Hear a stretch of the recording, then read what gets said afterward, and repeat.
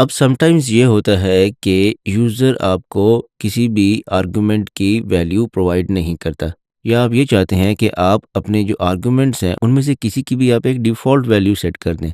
For example, अगर आपको कोई यूज़र इस डिवीज़न वाले फंक्शन में एक्स की वैल्यू तो प्रोवाइड करता है, लेकिन वाई की वैल्यू प्रोवाइड नहीं करता, तो हम क्या चाहेंगे कि हम वाई की एक डिफ़ॉल्ट वैल्यू सेट कर दें कि अगर यूज़र हमें वाई की वैल्यू नहीं देता, तो जो भी एक्स की वैल्यू होगी हम उसको एक डिफ़ॉल्ट वैल्यू से डिवाइड करेंगे।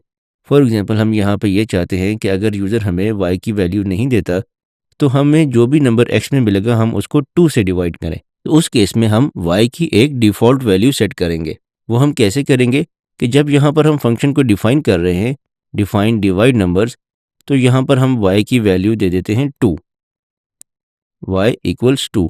तो यहाँ पर हमने y की एक डिफ़ॉल्ट वैल्यू सेट कर दी 2। तो इसको समझने के लिए हम इस फंक्शन को यहाँ पर इसको कॉल करेंगे, डिवाइड नंबर्स, और लेट्स सपोज़ हम इसको देते हैं 4 एंड 4। अब हमने इसको दो नंबर्स दिए 4 एंड 4, तो हमारे पास आंसर आना चाहिए 1। तो आंसर इज़ 1। लेकिन अगर हम यहाँ से लेट्स सपोज़ इस 4 को ओमिट कर देते हैं, सिर्फ एक ही आर्गुमेंट पास करते हैं, और ये आर्गुमेंट बाय डिफ़ॉल्ट कहाँ जाएगा, एक्स के अंदर, यानी कि एक्स की वैल्यू सेट हो जाएगी इक्वल्स टू 4। अब जब हम अपने फंक्शन को कॉल करेंगे, तो हमारा ये 4 जो है it should be automatically divided by 2, क्योंकि हमने यहाँ पर y की एक डिफ़ॉल्ट वैल्यू सेट की हुई है 2, कि अगर हमें दूसरी वैल्यू इनपुट नहीं होती, यानी कि y की वैल्यू इनपुट नहीं होती, ये नहीं मिलती, तो हम x को ऑटोमेटिकली 2 से डिवाइड कर देंगे। तो लेट्स रन इट। तो ये आप देखें, आपका आंसर आया 2। 4 divided by 2 is 2।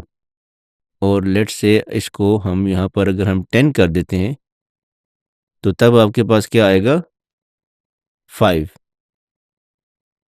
Because 10 divided by 2 is 5। तो इस तरह हम अपने प्रोग्राम्स में अपने फंक्शंस के अंदर किसी भी पैरामीटर या आर्गुमेंट की एक डिफ़ॉल्ट वैल्यू सेट कर सकते हैं।